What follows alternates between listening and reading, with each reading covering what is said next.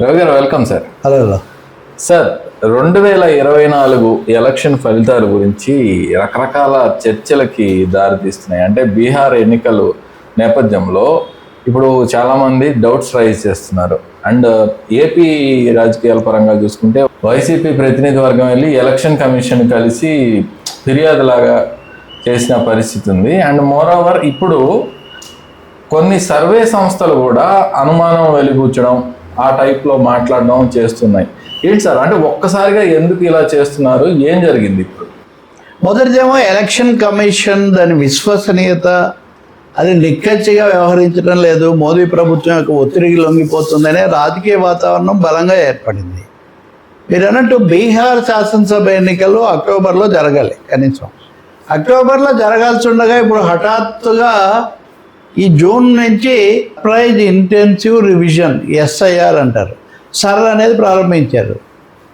ఆ రాష్ట్రంలో 7.5 కోట్ల ఓట్లు ఉంటే ఇందులో దాదాపు 3వ వంతు అంటే 2.5-3 కోట్ల ఓట్లు, వాటిని 11 పత్రాలు ఇచ్చి ఇవి తీసుకొని రండి, 2003లో కూడా మీరు ఓటర్లను నిరూపించుకోండి, లేకపోతే మీకు ఓట్లు ఇప్పుడు వేసే అవకాశం ఉండదని చాలా హఠాత్తుగా ఈ ప్రక్రియ ప్రకటించారు. 11 పత్రాలు 2003లో కూడా ఓటు వేసామని మామూలుగా ఈ ఎన్నిక అయిపోయాక వచ్చే ఎన్నిక ఇప్పుడు ఇది చూస్తారు, కానీ 2003లో అది ఎందుకు చూడాలి? కాబట్టి ప్రతిపక్షాలు తీవ్ర అభ్యంతరం వెలుగుచ్చాయి. ఇదంతా కూడా మహారాష్ట్రలో మీరు అప్పటికప్పుడు హఠాత్తుగా ఒక 50 లక్షల మంది ఓటర్లను చేర్చి విజయం సాధించారు. బీహార్లోనేమో ఉన్న ఓటర్లను ఒక 3వ వంతున 3 కోట్ల మందిని తీసేసి ముఖ్యంగా ఎవరు ఎక్కడ ఆర్డినరీ రెసిడెంటో వాళ్ళకే ఓటు తప్ప మేము ఇంకో చోట ఉంటాము అంటే కుదరదు అని ఒక రూల్ తెచ్చారు. ఒక జీవో కూడా వీళ్ళు ఉత్తర్వు ఇచ్చారు. అంటే బీహార్లో మైగ్రెంట్ లేబర్ వలస కార్మికులు చాలా ఎక్కువ, వాళ్ళందరికీ ఓట్లు లేకుండా పోతే వాడు హైదరాబాద్లో ఉంటాడు, గోదావరికి వెళ్ళి ఓటేసి వస్తాడు, లేకపోతే ఇంకో చోట పని చేస్తుంటాడు, హైదరాబాద్కి వెళ్తాడు. కాబట్టి ఇప్పుడు ఈవెన్ తెలంగాణ పరిధిలో తీసుకున్న అనేక మంది హైదరాబాద్లో పనిచేస్తుంటారు, కరీంనగర్లో, మహబూబ్నగర్లో అయితే అసలు. కాబట్టి ఇప్పుడు ఏమవుతుంది, ఆర్డినరీ రెసిడెంట్గా ఉంటేనే తప్ప కుదరదు అంటే ఇలా అది కాక 2 నెలలే గడువు మ్యాక్సిమం వీళ్ళందరికీ సమాచారం చేరి. కాబట్టి బీహార్లో మీరు what happened in Maharashtra during the election ఇది happening in Bihar pre election operation అని ప్రతిపక్షాలు తీవ్రంగా వ్యతిరేకిస్తున్నాయి. కాంగ్రెస్ కూడా ఫైట్ చేస్తానంది. సో ఈ నేపథ్యంలో ఎలక్షన్ కమిషను రాజకీయ పార్టీలను పిలిచి వాళ్ళ అభిప్రాయాలు, సంప్రదింపులు ఇవన్నీ కూడా జరుపుతుంది. అంతకుముందు అభ్యంతరాలు ఉంటే అవి కూడా వచ్చి మీరు నివృత్తి చేసుకోండి అని. మీకు తెలుసు కదా, రాహుల్ గాంధీని కూడా వాళ్ళు ఆహ్వానించారు, మీరు రండిని. వైఎస్ఆర్ పార్టీ కూడా నిన్నటి పాలక పార్టీ, ఇప్పుడు కూడా అది ప్రధాన రాజకీయ పార్టీ కదా, వాళ్ళు కూడా వైవి సుబ్బారెడ్డి నాయకత్వంలో వెళ్ళి ప్రతినిధి వర్గం ఎలక్షన్ కమిషన్ను కలిసి మాకు తీవ్రమైన సందేహాలు ఉన్నాయి 2024 ఎన్నికల ఫలితం మీద. ముఖ్యంగా చివరి 1 గంటలో అపారంగా పోలింగ్ పెరిగిపోవటం, పోలింగ్ శాతం పెరగడం అన్నది మాకు సందేహాస్పదం. దీని మీద మీరు సరైన వివరణ ఇవ్వలేదు ఇప్పటి వరకు కూడా. అలాగే మేము అభ్యంతరాలు పెట్టించడం కూడా వీవీప్యాట్ వెరిఫికేషన్ అన్నదానికి పూర్తి అవకాశం ఇవ్వలేదు. కాబట్టి భవిష్యత్తులో అసలు బ్యాలెట్తో ఎన్నికలు జరపండి, ఈవీఎంలతో కాకుండా అని. ఈ ప్రశ్న జాతీయ స్థాయిలో కూడా వచ్చింది. ఈవీఎం, వీవీప్యాట్, తర్వాత వాటన్నిటికి సంబంధించిన నెట్వర్కింగ్, ఇవన్నిట్లో తప్పులు ఉన్నాయి. సో వైసీపీ వాళ్ళు ఇప్పుడు అసలే రాష్ట్రంలో కొంత అసంతృప్తి, కేసులు, ఏడాది పాలన కొలికొచ్చింది, ఇలా అనుకుంటున్నప్పుడు వాళ్ళు ఈ అంశాన్ని స్ట్రెస్ చేయడం ప్రారంభించారు. సో ఈ ఇప్పుడున్న తీర్పు న్యాయమైంది కాదు అని. మీరు అన్న 3వది సర్వే సంస్థ అంటే ముఖ్యంగా ఆరామస్తాను. కొంచెం అంతకుముందు అంతా ఆయన చెప్పినవి నిజమవుతాయని 2024లో పూర్తిగా తలకిందులు అయిపోయాయి కదా. నాతో చర్చలో కూర్చున్న ఆయన మధ్యలోనే లేచి వెళ్ళిపోయాడు. ఏం చేస్తాడు పాపం, తలకిందులు అయిందని. ఆయన మళ్ళీ ఇప్పుడు ఇంటర్వ్యూస్ ఇస్తున్నారు. నేను కూడా ఎప్పుడు కలవాలి, కానీ అప్పుడు అడిగారు మీరు అంత తలకిందులు ఎందుకు అయింది, తర్వాత మీ కార్యాచరణ ఏంటంటే ఆయన చెప్పింది ఏంటంటే, ఒకటి ఎందుకైతే అయింది దాని గురించి నేను మాట్లాడలేను, కానీ ఏడాది వరకు మాట్లాడకూడదు, అంత పెద్ద ఎదురుదెబ్బ తగిలాకని ఊరుకున్నాను, కానీ ఇప్పుడు మాట్లాడుతున్నాను. ఆ రోజు కూడా ఎందుకు నేను చేసింది తలకిందులు అయింది అనేది తెలుసుకుందామని నేను చూశాను. ఫారం 20 అని ఉంటుంది, అంటే ఎన్నికల్లో ఎవరికి ఎన్ని ఓట్లు వచ్చాయి పోలింగ్ తర్వాత అని ఎలక్షన్ కమిషను ప్రకటించే ఫారం ఇది. అభ్యర్థుల వారీగా తుది ఫలితం. ఓకే. మామూలుగా పోలింగ్ అయిన తర్వాత ఆ రోజే వేయాలి, కనీసం తర్వాత రోజు.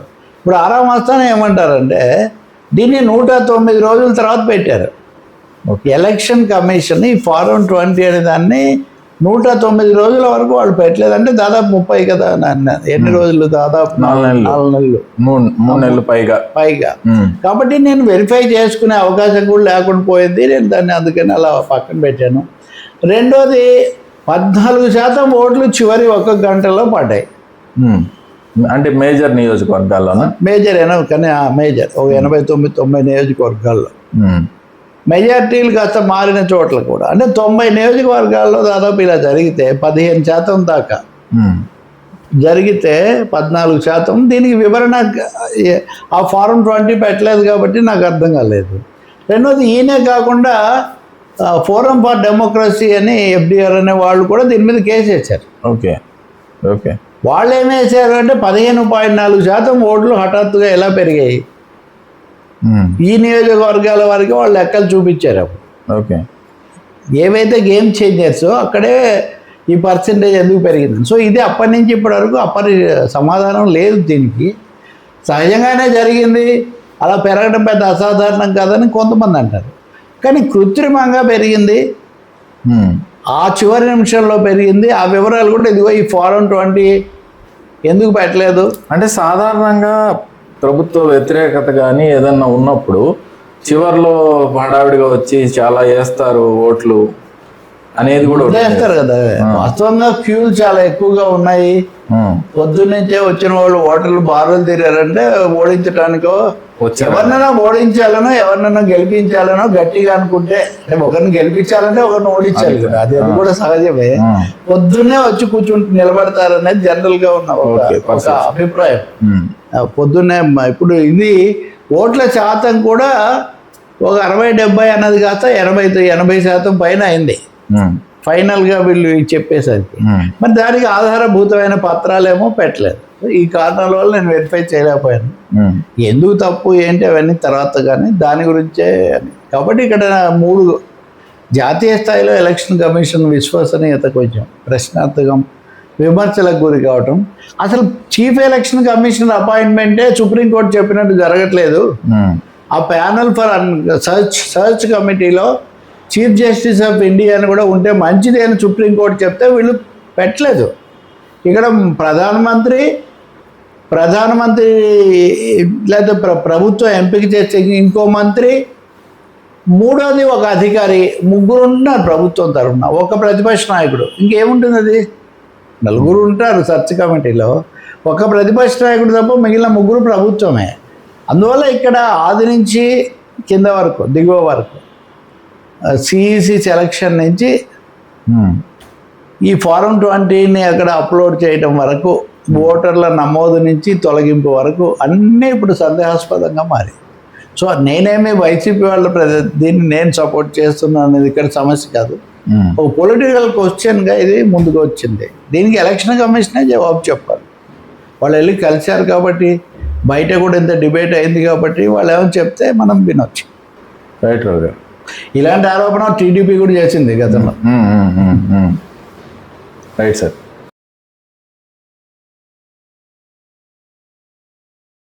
సార్, తెలంగాణ రాజకీయాల్లో ఒక అనుకోని ఘట్టం ఏమన్నా చోటు చేసుకోబోతుందా? అంటే ఇప్పటి ముఖ్యమంత్రి, మాజీ ముఖ్యమంత్రి ఎదురుబెదురుగా కూర్చొని మాట్లాడుకోబోతున్నారా? అంటే ఇది నాకు వస్తున్న సందేహం కాదు, ప్రజానీకం ఇలా ఏమైనా జరగబోతుంది. ఎందుకంటే సవాళ్ళు ప్రతి సవాళ్ళు ఆ రేంజ్లో ఉన్నాయి. రకరకాల టాపిక్లు, ఇరిగేషన్ కావచ్చు, లేకపోతే అప్పటి పథకాలు కావచ్చు, ఇప్పటి పథకాలు కావచ్చు, ఒకళ్ళ మీద ఒకళ్ళు నువ్వురా అంటే నువ్వురా అన్నట్టు ఉంది సార్ పరిస్థితి. ఇంకో సైడ్ నుంచి కేటీఆర్ గారు నీ స్థాయికి కేసీఆర్ అక్కర్లేదు, మన ఇద్దరం కూర్చుందాం అన్నట్టుగా కూడా మాట్లాడారు. ఏంటి సార్, ఏం చూడబోతున్నారు తెలంగాణ? ఇది కరెక్టే. నిన్న కాంగ్రెస్ అధ్యక్షుడు మల్లికార్జున్ ఖర్గే కూడా వచ్చారు. వాళ్ళు ఏదో సభ జరిపారు. వాళ్ళ పథకాలు చెప్పడంతో పాటు రేవంత్ రెడ్డి మీకు తెలిసిందే కదా, ఎప్పుడు ఆయన తీవ్రంగా మాట్లాడతారు, ఒక విధంగా సవాల్ చేస్తారు. ఇవన్నీ ఆయనకు యూఎస్పీ, ఆయన యూఎస్పీ. అదేమాత్రం తగ్గించే ప్రసక్తి ఏమి ఉండదు. అయితే మొన్న నదీ జలాల విషయం మీద బనకచెర్ల ఇట్లాంటివి వచ్చినప్పుడు కృష్ణా జలాల అవసరాన్ని మించి ఎక్కువ భాగం రాసిచ్చి కమిట్ అయింది ఎవరు అన్నది రేవంత్ రెడ్డి తెస్తున్న ప్రశ్న. మీరు చెప్పారు, మీరు నీళ్ళు ఇస్తామన్నారు, మీరు జగన్మోహన్ రెడ్డితో ఒప్పందానికే వచ్చారు, ఇట్లాంటివన్నీ రేవంత్ రెడ్డి ఆరోపణలు చేశారు. మేము అలా చెప్పలేదు, మేము ఇంతే చెప్పామని హరీష్ రావు ఏదో వివరణ ఇచ్చినా రేవంత్ రెడ్డి తన వాదన కంటిన్యూ అవుతున్నాడు. మీరే నాది ఎక్కువ జలాలు చూపించి ఇదంతా చేశారు, నష్టపోయే విధంగా వ్యవహరించింది మీరు అంటే, కాదు మేము ఇవన్నీ ఏమీ సాంకేతికమైన అంశాలు. అక్కడ చర్చల్లో మనం ఇలా 1-to-1 కూర్చొని మాట్లాడితే కూడా వీటి మీద రాజకీయ రభస వల్ల నిజానికి ఉపయోగం లేదు. బనకచెర్లలో సమస్య ఆంధ్రప్రదేశ్లో కూడా అభ్యంతరాలు వాళ్ళకు కూడా కొన్ని ఉన్నాయి. రైతు సంఘాలు, ఇరిగేషన్ నిపుణులు, కేంద్రం ఏమో అసలు పక్కన పెట్టేసింది. ఇప్పుడైతే చేయలేం, ముందు మీరు CWC సెంట్రల్ వాటర్ కమిషన్ దగ్గర అనుమతి తెచ్చుకోండి, అప్పుడు పర్యావరణం గురించి మాట్లాడతామని చంద్రబాబును వాళ్ళ ఇంటికి పంపించారు. చాలా పలుకుబడి ఉందంటే రాలేదేంటని ఆయనకు కూడా. సో ఈ పరిస్థితుల్లో తెలంగాణలో దీన్ని తీసుకొని తెలంగాణకు రావాల్సిన నీళ్లు ఆంధ్రాకు పంపించడానికి రేవంత్ రెడ్డి చంద్రబాబుతో కలిసి కుట్ర పన్నుతున్నాడు అన్నది బీఆర్ఎస్. దీన్ని ఆ విధంగా ఆంధ్ర తెలంగాణ బాబు రేవంత్ లేకపోతే ఇట్లా ఈ చర్చ మారింది. ఈ నేపథ్యంలో రేవంత్ రెడ్డి సవాళ్ళు విసిరారు. సరే, ఎలాగో రైతు బంధు పథకం ఇచ్చారా లేదా ఇట్లాంటివి కొన్ని ఉన్నాయి కదా, ఇవి వాటి మీద కూడా మీరు ఎక్కడంటే అక్కడ టైం నువ్వు చెప్పినా సరే, ప్లేస్ నువ్వు చెప్పినా సరే, ఈ పద్ధతిలో మొన్న కేసీఆర్ ఆసుపత్రిలో చేరారు, యశోదాలో. ఎందుకు చేరారు? అది తర్వాత చెప్పారు. కానీ వయసులో కొంచెం సీనియర్ సిటిజన్ కదా, గతంలో కూడా కాలుకు దెబ్బ తగిలింది ఇదే కాబట్టి దాని మీద వెంటనే మీడియాలో ఫ్లాష్లు ఇవన్నీ వచ్చిన తర్వాత ఆ తర్వాత మటుకు వీళ్ళు కూడా ఏం లేదు, మామూలు జ్వరమే, కొంచెం ఎక్కువగా ఉంది, రొటీన్ చెకప్లు ఎక్కువ ఉన్నప్పుడు ఇక్కడికి వచ్చి మీరు అడ్మిట్ అవ్వండి అని అడిగి చెప్పాము. అప్పుడు చెప్తుంటామని వాళ్ళు అన్నారు. అంటే సాధారణంగా కూడా మనం పెద్దవాళ్ళు అయిన వాళ్ళు అలా చేస్తారు, జరగడం వల్ల మీడియా ఇచ్చిన దాని వల్ల అట్లాంటిది వచ్చింది. రేవంత్ రెడ్డి కూడా ఆసుపత్రికి ఫోన్ చేసి ఎలా ఉంది, మీరు జాగ్రత్తలు తీసుకోండి అంటే ఇది ఖచ్చితంగా ఫాలో అయ్యేటట్టున్నారు సార్ ఆయన.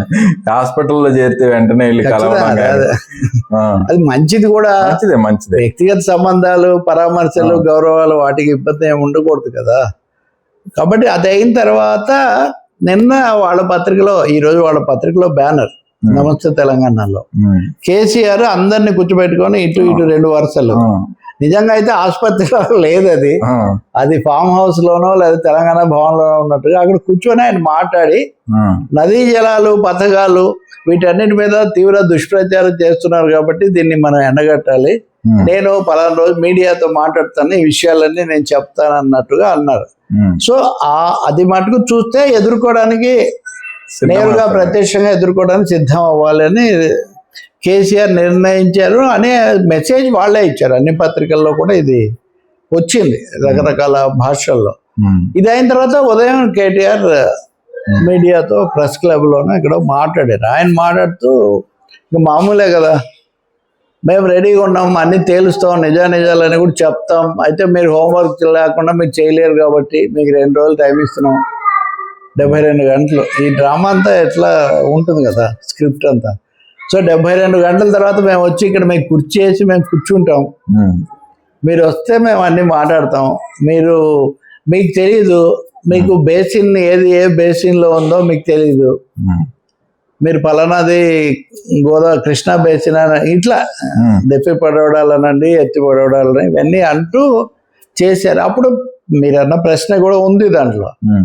ఇప్పుడు రేవంత్ రెడ్డి తరచూ ఏమంటూ వస్తున్నాడు, మీరు అసెంబ్లీకి రండి సార్, మీరు ప్రతిపక్ష నాయకుడు కదా, మీకోసం మేము స్పెషల్ సెషన్ పెడతాం, మీరు అసెంబ్లీకి వచ్చి మాట్లాడండి, మీరు అసెంబ్లీకి రాకుండా అక్కడెక్కడ మాట్లాడడం ఎందుకు, ఇంత పెద్ద హాల్ ఉంటే వేరే హాల్ అన్నట్టుగా ఆయన మాట్లాడుతూ ఉంటాడు.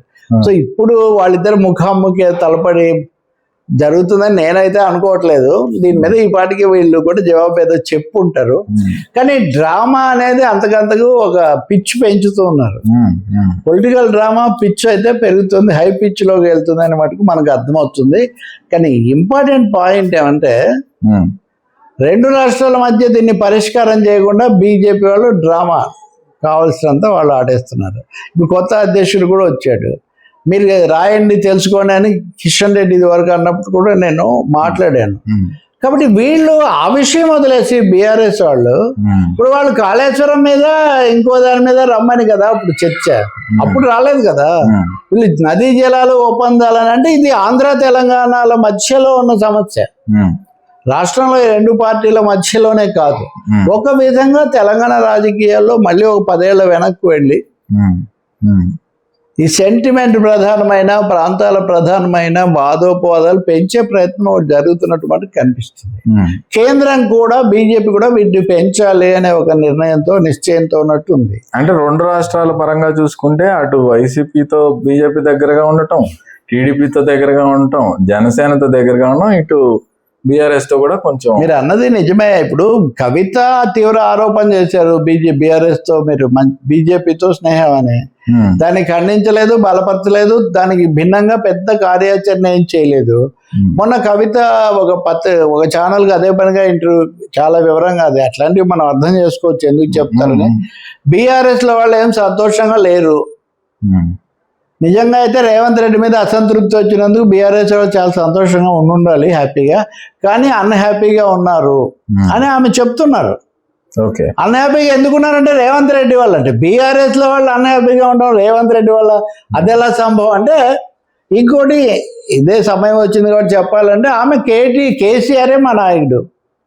హరీష్ రావు ఇలా అంటున్నాడు కదా, కేటీఆర్ ను నిర్ణయిస్తే బలపరుస్తానని, మీరంటే కేసీఆరే మా నాయకుడు. కాబట్టి ఇక్కడ సమస్యలు అంతర్గతంగా ఉన్నాయి, బీజేపీతో సంబంధాల్లో ఉన్నాయి, వాళ్ళ మాటలు వాగ్యుద్ధ శైలిలో ఉన్నాయి.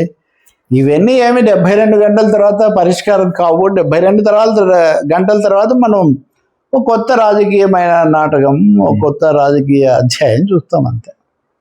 రేవంత్ రెడ్డి ఈ లోపలే మాట్లాడతాడు. వీళ్ళు పెట్టిన గడువుకు ఆయన ఎందుకు కట్టుబడి 72 నేను 2 గంటల్లోనే మాట్లాడతా అనొచ్చు. ఇవన్నీ నా కుర్చీ నేనే ఇట్లా జోకులు అన్నీ రెడీగా ఉంటాయి కదా. మీలాంటి వాళ్ళు స్క్రిప్ట్ ఇచ్చే వాళ్ళు వీళ్ళంతా ఉంటారు కదా. కాబట్టి అది ఒకరినొకరు అనుకునే పరిస్థితిలో ఇద్దరి మధ్యన మూడో వారికి లాభం అని రామచంద్రరావు కంఫర్టబుల్. రైట్ రవి.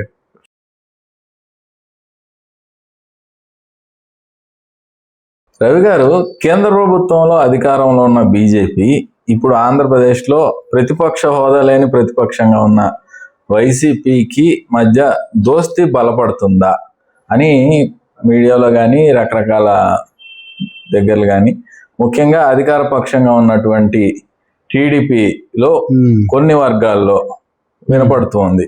ఒకవేళ అదే కనుక నిజమైతే పవన్ కళ్యాణ్ ఏమో వాళ్ళతో బాగా క్లోజ్గా ఉండాలని, బీజేపీతో ట్రావెల్ అవ్వాలని చూస్తున్నట్టు మనకి అర్థమవుతూనే ఉంది.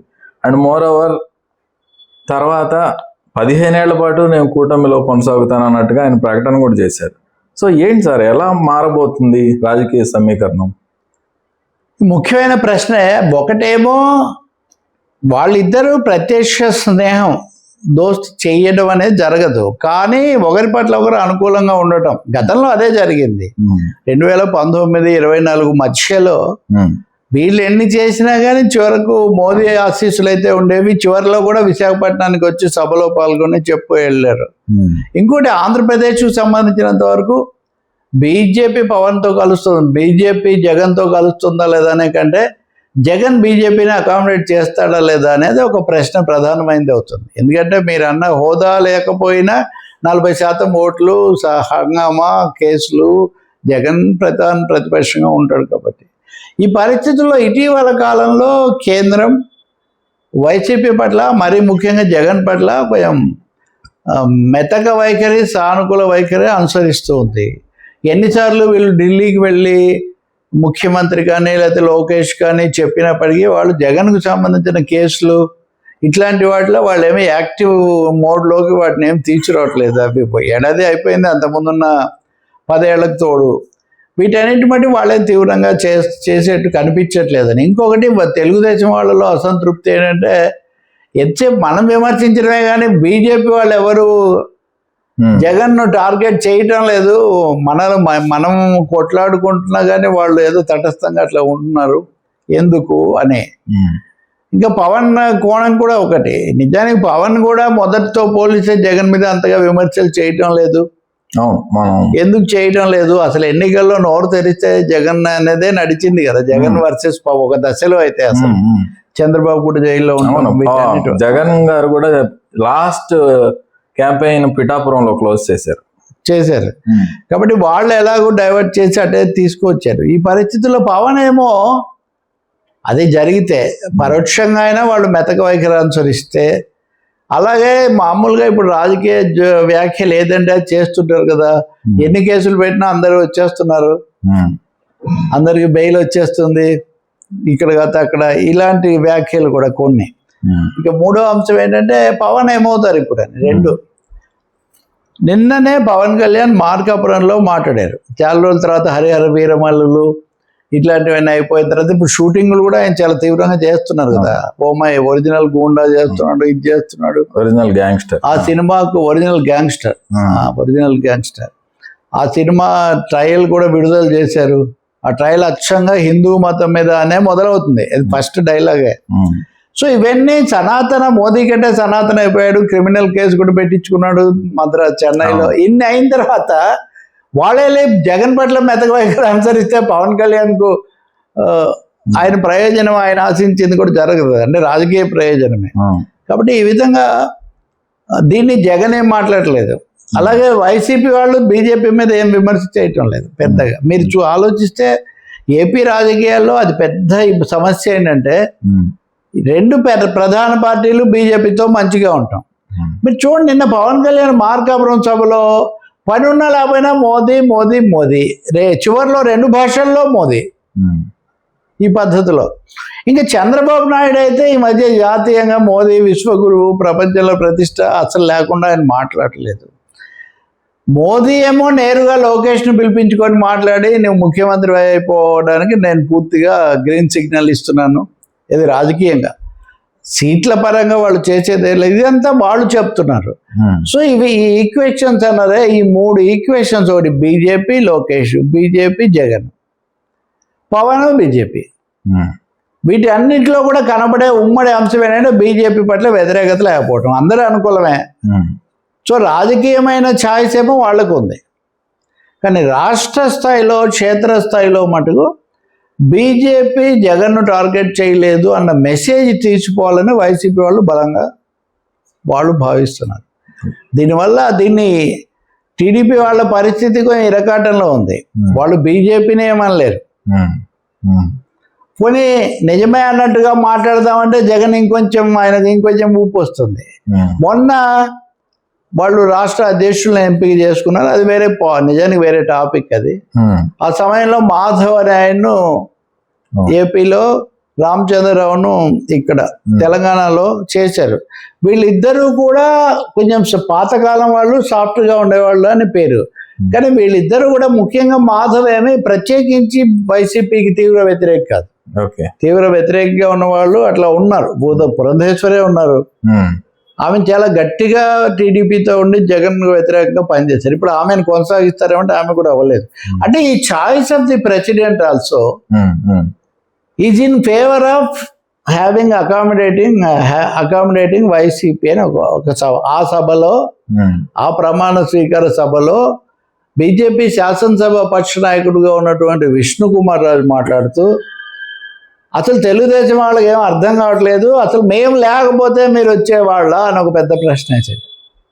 సవాల్ చేశాడు ఒక విధంగా చెప్పాలంటే. మీరేదో మమ్మల్ని 5% పార్టీగా చూస్తున్నారు, 5% ఓట్లు వచ్చాయని. మాది 5% పార్టీ కాదు, దేశాన్ని పాలించే పార్టీ. మీరు ఈరోజు అట్లా చూస్తే, ఆ రోజు మేము గనక మీకు అనుకూలంగా ఉండకపోతే మీరు అధికారంలోకి వచ్చేవాళ్ళ అని. ఇందాక మనం ఒక ఎన్నికల చర్చ చేశాం కదా, కొంతమంది దీనికి కూడా లింక్ పెడుతున్నారు. మేము లేకపోతే ఆ రోజు ఎన్నికల రోజు మీరు వచ్చేవాళ్ళ అని విష్ణు కుమార్ రాజు అన్న మాటలో చాలా అర్థాలు ఉన్నాయంటున్నారు. కాబట్టి ఈ కారణం వల్ల ఏపీ ట్రయాంగిల్ పాలిటిక్స్ చాలా ఉత్కంఠ అంటారు, ఆసక్తిని మించి ఉత్కంఠగా మారుతున్న పరిస్థితి. విజయసాయి రెడ్డి మనం చర్చించాం కదా, in fact the first discuss that topic. ఇప్పుడు అందరూ దాని గురించి మాట్లాడుతున్నారు. బీజేపీ దగ్గరికి వెళ్ళి విజయసాయి రెడ్డి అక్కడ వాళ్ళు చేర్చుకోలేదు, మళ్ళీ వచ్చి వైసీపీలో చేరుతాడు అని అనుకుంటే సంథింగ్ ట్రాన్స్పైర్డ్ బిట్వీన్ దెమ్ పరోక్షంగా. ఆయన డెఫినెట్గా దగ్గర. కాబట్టి ఆయన ద్వారా ఒక మెసేజ్ ఏదో వస్తుంది. ఓకే, ఇది కథ. రైట్ రావు గారు.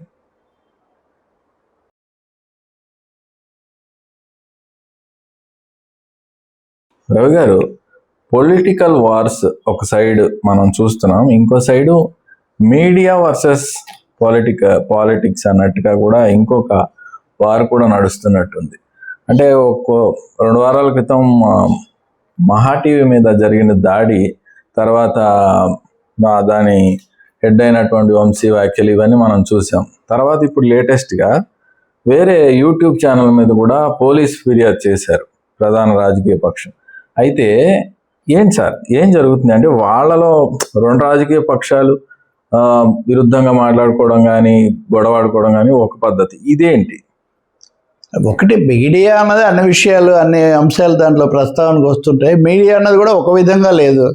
ఏదో 1-2 పత్రికలే ఉన్నప్పుడు ఒక మీడియా, 4 వార్తాపత్రికలే ప్రధానంగా ఉన్నప్పుడు ఒక మీడియా, ఛానల్స్ కొత్తగా వచ్చి పెరుగుతున్నప్పుడు ఒక మీడియా, సోషల్ మీడియా వ్యాప్తి చెందిన తర్వాత ఇంకో మీడియా, ఇప్పుడు ఫోన్ ఉన్న ప్రతి వాళ్ళు జర్నలిస్టులే. అదేం ప్రజాస్వామ్యంలో తప్పేం కాదు, ఇట్లాంటిది వచ్చింది కదా. మొన్న మీరు అన్నట్టు 1-10 రోజుల కిందట మహా టీవీ మీద దాడి బీఆర్ఎస్ విద్యార్థి విభాగము వాళ్ళు ఏదో వెళ్ళి చేశారు కొంచెం తీవ్రంగా. సహజంగా అందరూ ఖండిస్తారు కదా, నేను కూడా ఆ రోజు ఖండించాను, అది సరికాదు. ఎవరికైనా అభ్యంతరాలు ఉంటే, ఇదంతా ఫోన్ ట్యాపింగ్ వార్తలు, తెలంగాణలో ఫోన్ ట్యాపింగ్ అన్నది, దీనికి సంబంధించి మీరు ఇష్టానుసారం కేసీఆర్ వ్యక్తిత్వాలను దెబ్బతీసే విధంగా మీరు కథనాలు ప్రచారం చేస్తున్నారు. దానికి ఆధారాలు ఏంటి మీరు చూపించట్లేదు. అలాగే సిట్ ఏదైనా చెప్పిందా, ప్రభుత్వం ఏమైనా ప్రకటన చేసిందా అని కాదు, మా ప్రత్యర్థులు ఏదో ఒకటి చెప్తే మీరు దాన్ని ఆధారం చేసుకొని కేటీఆర్ లేకపోతే కొంతమంది హీరోయిన్లు, సినిమా వాళ్ళు, వీళ్ళందరి వ్యక్తిత్వాలు దెబ్బతీసే విధంగా ప్రచారం చేశారన్నది వాళ్ళ ఆరోపణ. థమ్స్ చాలా తప్పుగా పెట్టారు అని. సరే, దాడిని అందరు ఖండించిన తర్వాత సహజంగా ఈ రెండోది కూడా సరిగ్గా లేదు. అంటే థమ్స్ పెట్టడం అయినా, వ్యక్తులైనా సమాధానాలు అన్నీ ఉండాలి మీడియాలో. ఒక పాక్షికమైన అభిప్రాయం కలిగించే విధంగా వెళ్ళకూడదు. మూడోది, అన్నిటికంటే ముఖ్యమైనది, ప్రజలకు అవసరమైంది, ఉపయోగకరమైంది అయితే తప్ప సంచలనము, వివాదము, వ్యక్తిగతము, మరీ పూర్తి వ్యక్తిగతం ఇట్లాంటివి పెట్టకూడదు, మంచిది కాదు అనేది వచ్చింది. థమ్స్ మీకు కూడా తెలుసు, మీడియాలో థమ్స్ అనేక రకాలుగా, అది వ్యూస్ కోసము, సంచలనం కోసము, లేకపోతే కొన్ని సందర్భాల్లో వాళ్ళని విమర్శిస్తే అవుతుందని ఇలా పెడుతుంటారు. థమ్స్ కూడా బాధ్యతగా పెట్టాలి, ఇదంతా వచ్చింది. థమ్స్ బాగాలేకపోతే మాకు చెప్పాలి కానీ మీరు దాడి చేస్తారని వాళ్ళు అన్నారు. దాడి తప్పన్న తర్వాతే కదా ఈ అంశం వస్తుంది. అయితే థమ్స్ బాధ్యత మాది కాదు చెప్తామంటే అది కూడా కుదరదు. ఒక పత్రికలో వార్తకు ఆ పత్రిక యాజమాన్యం, సంపాదకులు బాధ్యత వహించినట్టే థమ్స్ కూడా బాధ్యత. మీరేం కట్టుదిట్టం చేసుకుంటారు అనేది. సార్, చిన్న ఇంటరప్షన్ సార్. అంటే ఇప్పుడు ఒక ఛానల్, ఒక మీడియా ఛానల్ నుంచి ఒక రోజుకి ఒక 500 వీడియోలు పెట్టారనుకోండి, 500 థమ్స్ ఒక మనిషి చూసి చేయడం అనేది సాధ్యం అవుతుందా? అది ఆచరణలో సాధ్యం అవుతుందా లేదా, నైతికంగా సరైందా లేదా వేరే విషయం. కానీ ఖచ్చితంగా ఎవరో ఒకరు బాధ్యులు ఉండాలి కదా. ఇప్పుడు మన చర్చలో ఏదో జరిగిందంటే, ఇప్పుడు అంతకుముందు సాక్షిలో చర్చ అదే కదా. సాక్షిలో కొమ్మినేని తర్వాత ఆయన కృష్ణరాజుని అరెస్ట్ చేశారు. కృష్ణరాజు కూడా ఇప్పుడు బెయిల్ మీద బయటకు వచ్చారు. అప్పుడు కూడా మనం చర్చించాం. ఆయన వచ్చి మాట్లాడితే ఈయన ఏం చేస్తారు, ప్యానలిస్ట్ కదా అన్నది వీళ్ళ వాదన. ఇక మీరు బాధ్యత తీసుకోవాలనేది ప్రభుత్వం తీసుకుంది. సరే, మాలాంటి వాళ్ళం కూడా బాధ్యత ఎంతో కొంత తీసుకొని ఉండాల్సింది కదా, గట్టిగా ఆపి ఉండాల్సింది అనే మాట అయితే మేము చెప్పాము. అది సుప్రీంకోర్టు ఏమో ప్యానలిస్ట్ దానికి కండక్టర్, నిర్వాహకుడు ఎలా బాధ్యుడు అవుతాడని ఆయనకు బెయిల్ వాళ్ళు ఇచ్చారు. ఆయన బయటకు వచ్చాడు. ఇప్పుడు ఈయన కూడా వచ్చాడు. వీళ్ళందరినీ ఏదో కండిషన్స్తో ఇచ్చారు. ఇవి రకరకాలుగా ఉంటాయి. తప్పకుండా కొన్ని పత్రికల్లో అయితే కనుక, కొన్ని ఛానల్స్లో కూడా వేస్తారేమో. పత్రికల్లో అయితే వార్తా సంబంధమైన విషయాలకు పలానా సూర్యారావు లేదా రామారావు బాధ్యత వహిస్తారని సెక్షన్తో సహా రాస్తారు. ప్రతిసారి ఓనర్ దగ్గరికి వెళ్ళకూడదని. X and Y is responsible for news page అని. మీడియాలో కూడా అలా పెట్టుకుంటాము. థమ్స్ లో వచ్చిన తప్పులకు, ఇప్పుడు ఫోటోలో వచ్చిన తప్పులకు ఒకరిని, థమ్స్ లో వచ్చిన తప్పులకు ఒకరిని, కంటెంట్ లో తప్పులకు ఒకరిని అడగలేరు కదా. రవి గారు చూస్తున్నారు కాబట్టి రవి గారిని అంటారు అంతే. అది మామూలే. అది అయితే కొట్టడం అవసరమా, కొట్టే ధ్వంసం అది చేయకూడదు. కానీ వీళ్ళు సమర్థించుకున్నారు దీని. సెకండ్ పార్ట్ ఏమంటే గట్టిగా సమర్థించుకొని దాడులు భౌతిక దాడులు సరికాదని కేటీఆర్ఏ స్వయంగా ఆ రోజు ఇచ్చారు. అవి బాగాలేవు కొన్ని, మరీ అగ్లీగా ఉన్న థమ్స్ కూడా పెట్టారు. ఆయన కూడా భౌతిక దాడులు సరికాదు కానీ ఈ విధంగా అనడం కూడా సరికాదని చెప్పారు. అది అంతటితో సమస్య పోలా. కాకపోతే సమస్య పోకపోగా ఇది అంతా ఒక రీజనల్ ఆంధ్ర వర్సెస్ తెలంగాణ వాదన మళ్ళీ తేవటం.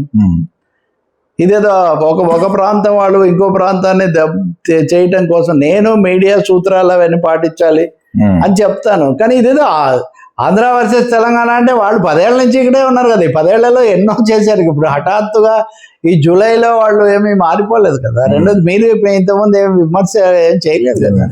కాబట్టి ఒకే అసహనము లేకపోతే మేము బాధపడ్డాము అంటే అది వేరే సమస్య. కానీ దీనికి రాజకీయ కోణమో లేకపోతే ఇంకోటి ఇవ్వడం వల్ల రాష్ట్ర కోణమో ఇవ్వడం వల్ల అయితే ఉపయోగం లేదు. కానీ రాజకీయ పార్టీలకు ప్రభుత్వం సమర్థించింది పూర్తిగా.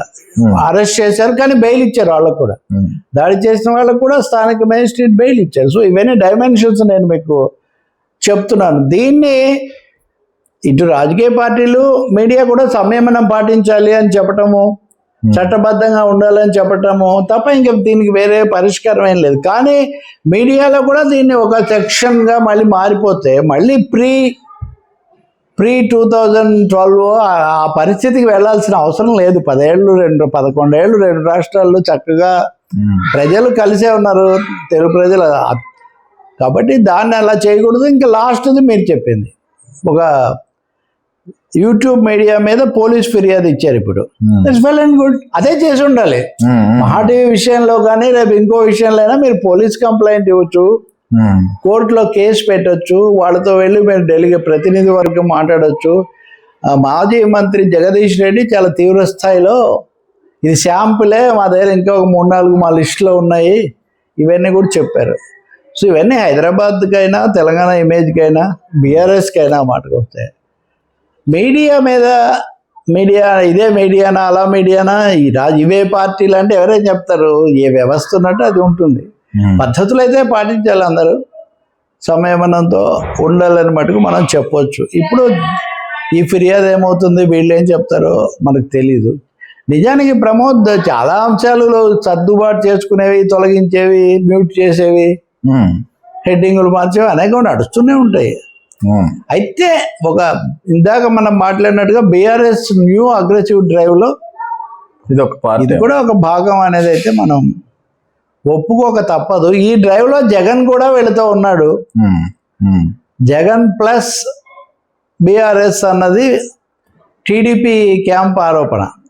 రేవంత్ ఈజ్ విత్ చంద్రబాబు నాయుడు అనేది బీఆర్ఎస్ వాళ్ళ ఆరోపణ.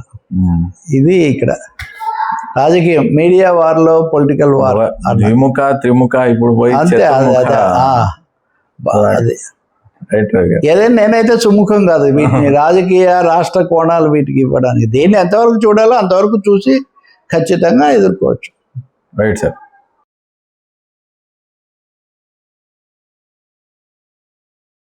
సార్ ఇంకో ఏపీకి సంబంధించిన అంశమే, వల్లభనేని వంశీ బయటికి వచ్చారు. అంటే చాలా కేసులు ఎదుర్కొన్నారు, అంటే జైలుకి కోర్టుకి అలా చాలా తిరిగి బయటికి వచ్చారు. ఇప్పుడు చూస్తే ఏపీలో కేసులు బెయిల్లు, అంటే ఒక కేసు ఒక బెయిల్, 3 కేసులు 6 బెయిల్ అన్నట్టుగా అది జరుగుతూనే ఉంది సార్. ఏంటి ఎలా చూడాలి? నిజంగా జగన్ మీద కూడా కేసు పెట్టారు కదా అసింగయ్య, దాంట్లో ఆయన బయటకు వచ్చారు. బయటికి కాదు, దాన్ని కోర్టు పక్కన పెట్టింది. వీళ్ళేమో ఆ వాదనలు నిరూపించడం కాకుండా వాయిదా అడిగారు, అది అట్లా ఉంది. సో జగనే స్వయంగా కేసులో ఉండగా పేరుని నాని ఏమో మొన్న అసలు సవాల్ చేశాడు. నేనేదో దొంగ పట్టాలు తెచ్చాను, నేను పారిపోయానని నన్ను నానా మాటలు అన్నారు కదా, నేను ఇక్కడ ఉన్నాను, మీరు గతంలో నా భార్యని కూడా ఇరికిచ్చారు కాబట్టి నా భార్యను కుటుంబాన్ని కాపాడుకోవడం కోసం నేను కొన్ని రోజులు అజ్ఞాతంలోకి వెళ్ళాను, కానీ ఇప్పుడు నేను రెడీగా ఉన్నాను. మీరు సీజ్ ది షిప్ అన్నారు, రేషన్ అన్నారు, చాలా అన్నారు, ఏం చేశారు, ఎవరిని అరెస్ట్ చేశారు, నేను రెడీగా ఉన్నాను రండి అని ఆయన ఒక విధంగా మంత్రి కొల్లు రవీంద్ర అనుకుంటా ఆయన సవాళ్ళు చేశాడు. ఇక ముఖ్యంగా మీరు అడిగిన చెవిరెడ్డి భాస్కర్ రెడ్డి, మాజీ శాసనసభ్యుడు. ఆయన లిక్కర్ స్కామ్లో ఆయన తిరుగుతూ ఉన్నాడు. ఆయన కోర్టు బయటకు వచ్చి గట్టిగా మీడియాతో మాట్లాడి అరవడం, దాని మీద కూడా ఒక దుమారం సిట్ ఫిర్యాదు చేసిందని. వల్లభనేని వంశీది రాష్ట్రంలో బాగా అట్టుడికిన ఒక కేసు. చాలామంది ఆయన మాట్లాడింది బాగాలేదని అందరూ విమర్శించారు, అలా అనకూడదని. అయితే ఆయన మీద కేసు అది కాదు కదా. కేసు ఏమో ఫస్ట్ది SC ST case, kidnap case, అది అయిన తర్వాత ఇళ్ల పట్టాల కేసు, అది అయిన తర్వాత ఇంకొక భూముల కేసు. మొత్తం మీద 11 కేసులు పెట్టారు వంశీ మీద. 11 కేసులు ఉన్నాయి. ఈ 11 కేసుల్లో దాదాపు 130 రోజుల పైన జైల్లో ఉన్నారు అంటున్నారు. ఒకటి అయిన తర్వాత ఇంకో చోటుకి అలా తిరిగాడు. తిరిగిన దాంట్లో చివరికి ఆయనకు బెయిల్ ముందే హైకోర్టు ఎస్సీ ఎస్టీ కోర్టు ఇచ్చింది. తర్వాత ఇంకో కేసులో హైకోర్టు ఇచ్చింది. హైకోర్టు కూడా ఇచ్చిన తర్వాత ఈ దొంగ పట్టాల కేసు అనే దాంట్లో నూజివీడు న్యాయస్థానం కూడా ఇచ్చాక ఆయన బయటకు వస్తాడు అందరు అనుకుంటున్నప్పుడు ప్రభుత్వం కూటమి ఈ విషయం సుప్రీంకోర్టులో వేయాలని వాళ్ళు నిర్ణయం తీసుకొని సుప్రీంకోర్టులో ఛాలెంజ్ చేశారు. సుప్రీంకోర్టు కూడా బెయిల్ ఇచ్చి 2 ఏళ్ల కిందట పైగా ఆ కేసు జరిగినప్పుడు ఆయన టీడీపీలో ఉన్నాడు. అప్పుడు చంద్రబాబు దాన్ని సమర్థించాడు. ఇవన్నీ రాజకీయాల్లో విచిత్రాల కింద మనం పరిగణించాలి. సుప్రీంకోర్టు కూడా ఆగ్రహం వ్యక్తం చేస్తుంది. మీరు రాజకీయ కారణాల వల్ల 2 ఏళ్ల తర్వాత పెట్టడం ఒకటి, రెండోది కింద కోర్టు ఇచ్చిన తర్వాత మా దగ్గరికి తేవటం. మేము ఎప్పుడు బెయిల్ ఇవ్వాలనే చెప్తుంటుంది సుప్రీంకోర్టు. సో ఆ విధంగా వంశీ బయటకు వచ్చారు. అయితే వచ్చినప్పుడు ఆయన ఏం మాట్లాడతాడు, అంతకుముందు ఆయనకు జుట్టు అంతా పోయింది, మెత్తపడ్డాడు, ఇవన్నీ చాలా చెప్పారు కదా. దీని మీద కొన్ని మీడియాలు ఇంకా ఏం మాట్లాడతాడు అగ్రెసివ్గా అని కొంతమంది. ఇదంతా సహజంగా ఇలాంటి పరిస్థితులు ఎవరు అగ్రెసివ్గా మాట్లాడరు. ఆయనను పేర్ని నాని అంబటి రాంబాబు వీళ్ళు కలుసుకున్నారు. పేర్ని నాని కలుసుకున్నాడు, ఆయన కొంచెం గట్టిగా మాట్లాడాడు, కానీ ఇతనేం మాట్లాడకుండా వెళ్ళిపోయాడు. తర్వాత అంబటి రాంబాబు మటుకు కలిసిన తర్వాత ఆయన చాలా ధైర్యంగా ఉన్నాడు. ఆయన జగన్ను కలుసుకొని సతీ సమేతంగా ఆయన కృతజ్ఞతలు చెప్పాడు. సో ఇదొక నాటకీయంగా జరిగింది. ఆ తర్వాత విజయవాడ పోలీస్ స్టేషన్కి వచ్చి కూడా సంతకం పెడుతున్నాడు. అయితే ఆయన ఏమీ మానసికంగా దెబ్బతినలేదు. లోకేష్ చేసిన దాని పట్ల ఆయన చాలా తీవ్రంగా స్పందిస్తున్నారు, గట్టిగా స్పందిస్తారు అన్న పద్ధతిలో అంబటి రాంబాబు చెప్పారు. ఇప్పుడు ఆయన ఎందుకయ్యా బాబా, ఆయన చెప్తాడు కదా. ఇప్పుడు ఉన్న గొడవలు చాలా అనేవాళ్ళు కూడా ఉన్నారు. ఏం జరుగుతుందో మనకు తెలియదు, కానీ ఇది ఆయనకు సంబంధించిన వ్యవహారం. అయితే ఈరోజు కూడా పేర్ని నాని మళ్ళీ వాళ్ళ పార్టీ అతను ప్రధానంగా మాట్లాడుతుంటాడు కదా. అసలు పేర్ని నాని గారు ఎప్పుడు అంటే అధికారంలో ఉన్నప్పుడు ఇప్పుడు కూడా ఆయన దాటి అసలు అలాగే అదే ఫోర్స్ లో మాట్లాడుతున్నారు. తగ్గకూడదని, ఇప్పుడు తగ్గితే అదే కదా, తగ్గితే ఇంకా దాడి పెరుగుతుంది అనేది అదొక ఫిలాసఫీ. రెండోది ఆయన స్వభావం కూడా అప్పుడు కూడా అలాగే గట్టిగా మాట్లాడుతుండేవాడు కదా. కొన్ని ఆర్గ్యుమెంట్స్ కొన్నిసార్లు ఎప్పుడన్నా పొరపాటు వచ్చినా సవరించుకొని అది చేస్తుంటాడు. ఇప్పుడు మళ్ళీ ఆయన అలా మాట్లాడుతూ పొన్నూరు నియోజకవర్గంలో ఆ గ్రామ సర్పంచ్ మల్లీశ్వరరావు ఉన్నారు, ఎప్పటి నుంచో అతను దళిత్ అనుకుంటా. అతన్ని దౌర్జన్యం చేస్తున్న ఒక క్లిప్ అతను చూపిస్తున్నాడు పేరుని. మీరు రప్ప అంటే కుదరదే పవన్ డైలాగ్ అన్నాను కదా, అందులో ఆయన ఒక డైలాగ్ వేసాడు. మీరు సినిమా డైలాగులు సినిమాల్లోనే నేను సింహం గడ్డం గీసుకోదాలా అన్నానంటే నిజంగా గీసుకోకపోతే ఏం బాగుండదు, ఇలాంటివి చెప్తున్నప్పుడు రప్ప అని ఖండించాడు. ఇప్పుడు పేరుని నాని మీరు రప్ప అదే అని పెద్ద చెప్పారు, డైలాగులు వద్దన్నారు. మీరు చెప్పేవే డైలాగులు సినిమాల కంటే బయట ఎక్కువ చెప్తుంటారు. మావాడి మీద దౌర్జన్యం చేశారు, దీనికి మీరేం చెప్తారని వాళ్ళు. సో ఇది హోరాహోరీ లాగా నడుస్తుంది. ఇందులో అతి ముఖ్యమైనది సింగయ్య మృతి కేసు కూడా. ఇప్పుడు ఆయన భార్య కూడా అక్కడ చనిపోలేదు, ఇట్లాంటివి మాట్లాడుతున్నారు. సో ఇవన్నీ ఎడతెగని వివాదాలాగా నడుస్తున్నాయి. కేసులు ఇంకా చాలానే ఉన్నాయి. 1 by 1 కాకని గోవర్ధన్ రెడ్డి తోటి ఉంది, నడుస్తుంది. ఇంకొకటి ఈ అరెస్టులు కేసులు, ఇందులో ఇంకోటి అరెస్ట్ అవ్వలేదు కానీ ఈ వాగ్యుద్ధాలు దుర్భాషణలు వీటిలో బాగా వినిపించిన పేరు కొడాలి నాని. సో కొడాలి నాని కూడా ఈ వారం ప్రత్యక్షమయ్యారు. ఆయన ముందస్తు బెయిల్ అది వచ్చిన మేరకు స్థానిక అధికారులకు వెళ్ళి అక్కడ దానికి సంబంధించిన షూరిటీలు అవి సమర్పించి వచ్చారు. అప్పుడప్పుడు సంతకం చేయమని ఏదో పెట్టారు, మళ్ళీ సంతకం కూడా చేస్తున్నారు. So Kodali Nani is back. ఆయన ఆరోగ్యం బాగాలేదని, ఆయన విదేశాలకు వెళ్ళారని రకరకాల కథలు కూడా నడిచాయి కదా. అందులో ఏది ఎంతవరకు ఆ దశలో మనకు తెలియదు కానీ, బట్ ఇప్పుడైతే కొడాలి నాని కూడా ఈజ్ వెరీ మచ్ ముఖ్యంగా అంది సీన్ యాక్టివ్గా ఇంకా ఆయన మాట్లాడే అవన్నీ ఆయన ఏం చేయట్లేదు. వాళ్ళ వ్యక్తిగత కోణాల్లో ఎప్పుడు ఎవరేం చేస్తారో తెలీదు. వీటన్నిటి వల్ల పొలిటికల్ హీట్ అయితే పెరుగుతూ ఉంది. అంటే ఓపెనింగ్ బ్యాట్స్మెన్ పేరుని నిందించారు కాబట్టి ఈయన 1 డౌన్లో ఏమన్నా మెల్లగా దిగుతారు. ఏమో ఇప్పుడు ఒక సీనియర్ నాని ఒక ఆయన ఉన్నాడు కదా, ఏమవుతుందో మనం చూడాలి. కానీ గుడివాడగా ఆయన తిరిగి రావటం వీళ్ళ ఒక విధంగా కొంచెం వేడి అయితే పెరుగుతోంది రాష్ట్ర రాజకీయాల్లో. రైట్ రావు గారు.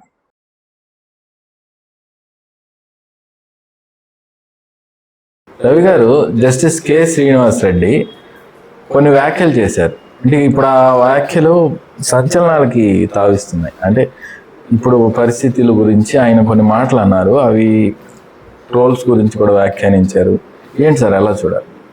ఆంధ్రప్రదేశ్ హైకోర్టు న్యాయమూర్తి జస్టిస్ కె శ్రీనివాస్ రెడ్డి గతంలో కూడా కొన్ని కీలకమైన కేసులు ఆయన ఉత్తర్వులు ఇచ్చారు. మొన్న సింగయ్య ప్రమాద మృతి, జగన్ మీద కేసు A2గా చేర్చటము, అది వాళ్ళు క్వాష్ పిటిషన్ ఆయన వేయటం, దాన్ని ఆయన విచారించారు. ఆ సమయంలో 3 సార్లు వాయిదా వేశారు. ఇప్పటికి రాష్ట్ర ప్రభుత్వం తరఫున న్యాయవాది వాదనలు వినిపించకపోవడం వల్ల ఎలా చేస్తారు మీరు?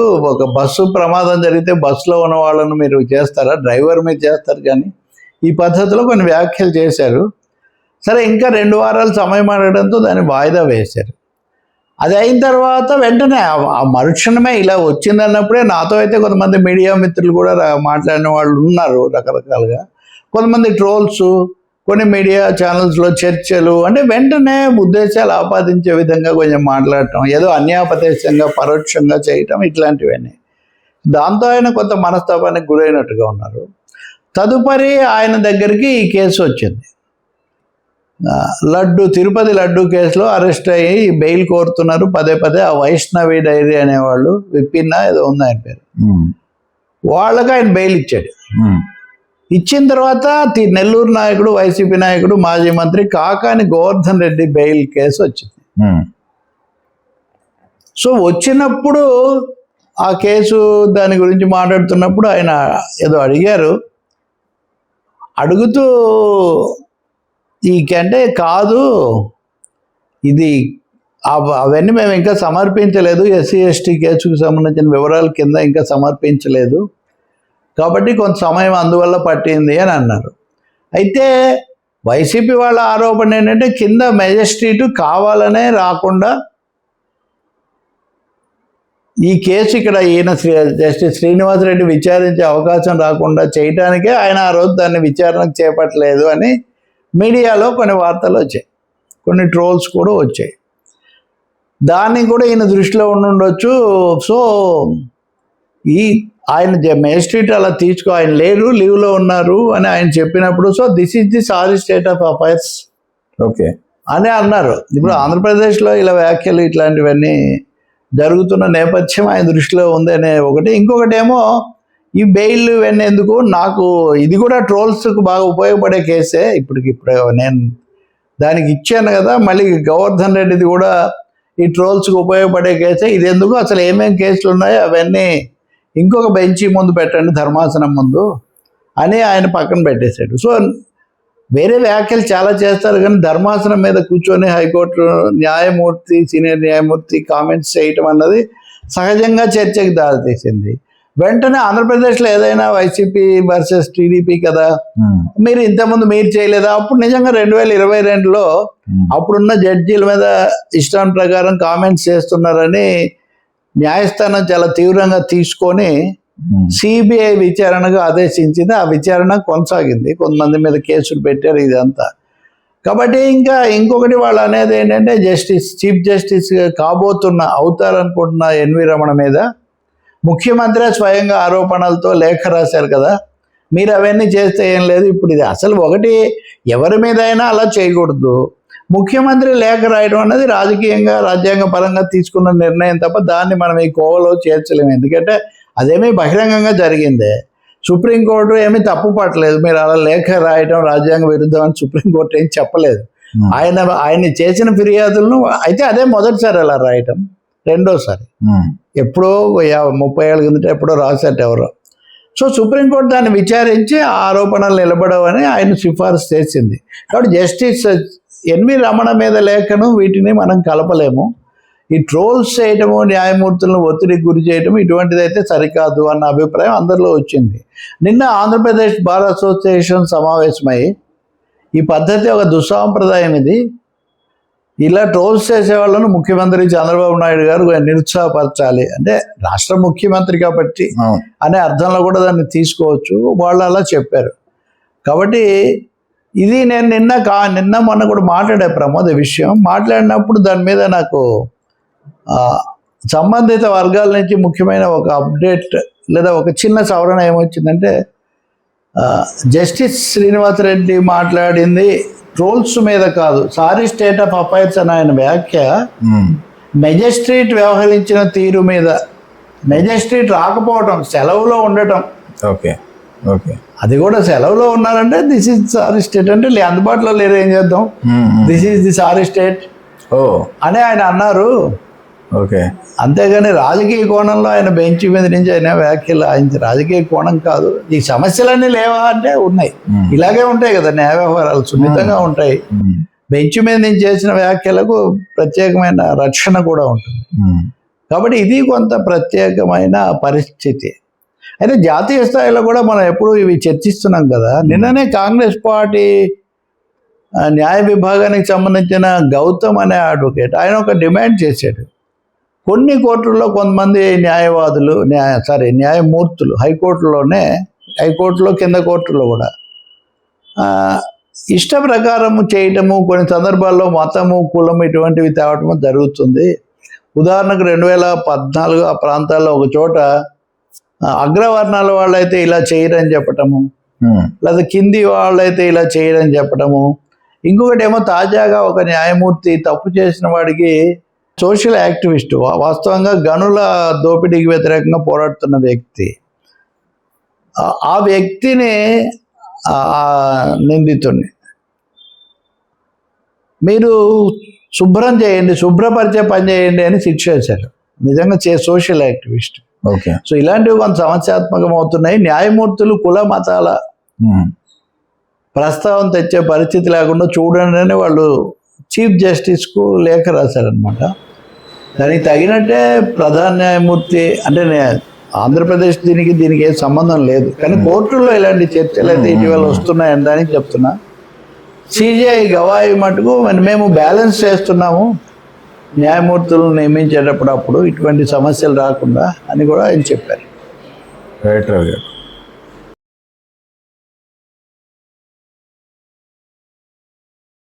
సార్, ఇండియా అమెరికా సంబంధాల్లో మరొక స్టెప్, మరొక అడుగు అంటే పెంటగాన్ 10 సంవత్సరాల పాటు మళ్ళీ రక్షణ ఒప్పందాన్ని పొడిగించుకుంటున్నాం అని ప్రకటించింది. అంటే రీసెంట్ టైమ్స్లో తారిఫ్ వారు, లేకపోతే ఇండియా పాకిస్తాన్ సమస్యలో ట్రంప్ మాటలు, దాని మీద వచ్చిన చర్చోపచర్చలు, వీటన్నిటి తర్వాత వాళ్ళు ప్రకటించేస్తున్నారు, అంటే 10 ఏళ్ల పాటు మేము కంటిన్యూ చేస్తున్నాం దీన్ని, రక్షణ ఒప్పందాన్ని. మన సైడ్ నుంచి ఎటువంటి మాట కానీ పలుకు కానీ ఇంకా లేదు. ఏంటి సార్, ఏం జరుగుతుంది? లేకపోవడం ఉంది, మనం మాట్లాడగలిగిన పరిస్థితి లేదు. వాళ్ళను వ్యతిరేకించేస్తూ మాట్లాడము, అనుకూలంగా మాట్లాడితే ఎదుగో మీలాంటి వాళ్ళు ఏమన్నా ప్రశ్నిస్తారు కాబట్టి దాన్ని కాస్త దాటేస్తూ ఉంటారు. స్పష్టంగా భారత పాకిస్తాన్ సంఘర్షణ వచ్చినప్పుడు దాన్ని నేనే ఆపు చేయించాను, అవి ఇవి అని అన్ని నేనే కమాండ్ చేస్తున్నాను అన్నట్టుగా ట్రంప్ మాట్లాడటం భారతీయులు జీర్ణం చేసుకోలేదు. అందుకనే విన్నారా లేదా తెలియకుండా వీళ్ళు చాలా నాటకాలు ఆడారు. అదే అయిన తర్వాత ఏకంగా పాకిస్తాన్ జనరల్ మునీర్తో డిన్నరే తీసుకొని ట్రంప్ ఎంత I love Pakistan, Modi is my friend అని ఇట్లేదో డబుల్ గేమ్ ఆడి దాన్ని అలా ముగించాడు. ఇజ్రాయిల్ ఇరాన్ ఆ కాన్ఫ్లిక్ట్లో కూడా ఇండియా గట్టిగా నిలబడలేదని ఒక మెసేజ్ వచ్చింది. షాంఘై కోఆపరేషన్ దాంట్లో కూడా భారతదేశం సంతకం చేయకుండా బయటకు వచ్చింది. ఎందుకు అంటే పాకిస్తాన్ టెర్రరిజాన్ని ఖండించలేదు కాబట్టి మేము బయటకు వచ్చాము, సంతకం చేయలేదు అన్నారు. ఆ తర్వాత క్వాడ్ ఒప్పందం, క్వాడ్లో అమెరికా, ఆస్ట్రేలియా, ఇండియా, జపాన్ ఉన్నాయి. అది చైనాకు వ్యతిరేకం నిజానికి. అది దాంట్లో భారతదేశం చేరింది, దానికి వెళ్ళాడు మన విదేశాంగ మంత్రి, సంయుక్త ప్రకటన మీద సంతకం చేశాము. దాంట్లో కూడా పహల్గాం లేదు. ఓకే, దాంట్లో కూడా పాకిస్తాన్ను పరోక్షంగా కనీసం ఆ సంస్థను ప్రస్తావించడం లేదు. అంటే ఏ కారణంతో మీరు షాంఘైలో కాదన్నారో మరి ఇక్కడ ఏమైంది? ఇట్లాంటి ప్రశ్నలు వచ్చాయి. మొత్తం మీద ట్రంప్ ఒత్తిడి వీటన్నిటికీ భారతదేశం గురవుతుందన్న అభిప్రాయం వస్తున్న ఈ సమయంలో భారత రక్షణ మంత్రి రాజ్నాథ్ సింగ్, సీనియర్ నాయకుడు కూడా బీజేపీలో, మిగతా వాళ్ళ కాకుండా పెద్ద రాష్ట్రానికి ముఖ్యమంత్రి, నిజానికి మోదీతో తర్వాత సీనియర్, ఆయన అమెరికా రక్షణ మంత్రితో ఫోన్లో 35 నిమిషాలు మాట్లాడి మా సంబంధాలు అద్భుతంగా ఉన్నాయి, మాకు పూర్తిగా అమెరికా సహకారం ఇస్తూ ఉంది, మా సంబంధాలు ప్రపంచ దీంట్లో కొత్త నిర్వచనం ఇట్లాంటివి ఏవో అన్నీ చెప్పారు. అది అయిన తర్వాత పెంటగన్ హెగ్గత్ అని అతను చెప్పేశాడు, మేము 10 ఏళ్ల పాటు రక్షణ ఒప్పందాన్ని కొనసాగించుకోబోతున్నాం. ఉంది, ఇది వరకు మన్మోహన్ సింగ్ ఉన్నప్పుడు కూడా ఉంది. తగ్గాలి అనే అభిప్రాయాలు వస్తుంటే వీళ్ళు ఇంకా పెంచుతూ వచ్చారు. నువ్వెవరో, నీ స్నేహితులు ఎవరో చెప్తే నువ్వు ఎలాంటి వాడివో చెప్తానన్నట్టుగా ఈ ట్రంప్కు మోడీ స్నేహితుడు అన్నది కాస్త ఆ ట్రంప్ ఇలా చేసి అతను ఎవరినో భారతీయులనే వెళ్ళగొట్టాడు కదా, చాలా ఘటనలు జరిగాయి.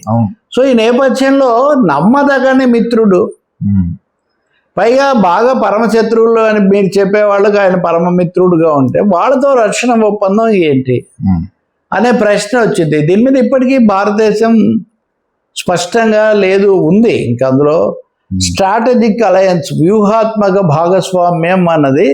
అమెరికాతో వ్యూహాత్మక భాగస్వామ్యం అంటే ఖచ్చితంగా ఒక ప్రపంచంలో ఒకవైపు ఉన్నట్టే, ఇంకా మిగతావన్నీ ఒక దీనిలాగా ఉంటాయి. కాబట్టి పైకి ఏం మాట్లాడినా ఈ దాగుడు మూతల్లో మోదీ సర్కార్ పూర్తిగా అమెరికా పక్షాన్ని నిలబడింది. కానీ ఇండియా అమెరికా ట్రేడ్ టాక్స్ కూడా ఈ సమయంలోనే జరుగుతున్నాయి. ఇవి చాలా అనుకూలంగా ఉంటాయి. I'm going to show so many gestures to India, ఇవన్నీ చెప్పాడు ట్రంప్. మన వాళ్ళు కూడా చాలా చూసారా, మమ్మల్ని ఏదో అన్నారు చివరికని. కానీ ట్రంప్ కుండలు కాదు, 2-3 బద్దలు కొట్టాడు ఈరోజు నిన్న వాళ్ళ దేశంలో. ఆయన ఏం చెప్పాడు? No question of going back, the 26% tariffs నేను అనౌన్స్ చేసింది అలాగే ఉంటుంది, కొంచెం కూడా తగ్గించాను. భారతదేశం ఆలోచించుకోవాలి, చిక్కుడు సోయాబీన్ రంగాల్లోకి మమ్మల్ని అనుమతించాలి, మనకు సంబంధించిన వాటిలోకి వాడేమో అనుమతించాడు, కఠినంగా ఉంటాడు. కాబట్టి వాణిజ్య చర్చల్లో కూడా, ఆ చర్చల్లోనే వ్యూహాత్మక చర్చల్లోనే కాకుండా వాణిజ్య చర్చల్లో కూడా భారత్కు పూర్తి వ్యతిరేకమైన, భారత రైతాంగానికి ఇక్కడ ముఖ్యంగా సోయాబీన్ అవి అంటే రైతుల మీద ఎఫెక్ట్ పడతాయి. వాళ్ళు అమెరికా పూర్తి హోస్టైల్ యాటిట్యూడ్, వ్యతిరేక వైఖరి తీసుకుంది. మేము సమయం తీసుకుంటాము చర్చలు అని అంటున్నారు, వాణిజ్య చర్చల వరకు. రక్షణ ఒప్పందం మీద అది కూడా అనడం లేదు. కాబట్టి అమెరికా కాదు దాగుడు మూతలు భారత ప్రభుత్వం ఆడుతుంది. అమెరికా చాలా సూటిగా, ట్రంపే ఇవన్నీ చెప్తున్నాడు. ఒక చిన్న రాయితీ కూడా ఇవ్వలేదు మన విద్యార్థులు, వాళ్ళ చదువులు, ఉద్యోగాలు, ఇట్లాంటివన్నీ కూడా. ఆఖరుకు నిన్న America big and beautiful bill అని ఒకటి ఆమోదించారు, బిగ్ అండ్ బ్యూటిఫుల్. ఈ బిల్లుకు వ్యతిరేకంగానే అప్పుడు ఎలాన్ మస్క్ బయటికి వెళ్ళిపోయాడు. ఈ బిల్లులో నేరుగా అమెరికన్ కార్పొరేట్లకు విపరీతమైన రాయితీలు, ఆ లోటు భర్తీ చేసుకోవడానికి ప్రజలకు కూడా అనేక సదుపాయాలు. వాళ్ళ ప్రజలకే కోతకు వస్తుంటే ఇంకా ఇండియాకు వాళ్ళే చేస్తారు. కాబట్టి భారతదేశం తీవ్రంగా నష్టపోతుంది అన్నది సారాంశం. ఇంకా దీన్ని మోదీ ఎప్పుడు ఏం చెప్తారు, ప్రభుత్వం ఎప్పుడు ఏమి స్పందిస్తుంది అధికారికంగా, ఎందుకంటే చాలా జాగ్రత్తగా చెప్తారు కదా. డిప్లొమసీలో ఎప్పుడు మీరు అందంగా ఉన్నారా అంటే మీరు అందంగా లేరని చెప్పకూడదట, మీరు ఇటువైపు నుంచి బాగుంటారు, మీరు ముక్కు అయితే మీ ముక్కు బాగుంటుంది, మీ జుట్టు బాగుంటుంది, ఇట్లా ఏదో ఒకటి చెప్పాలంట. అలా ఏదో స్టేట్మెంట్ ఇస్తారు. Right sir.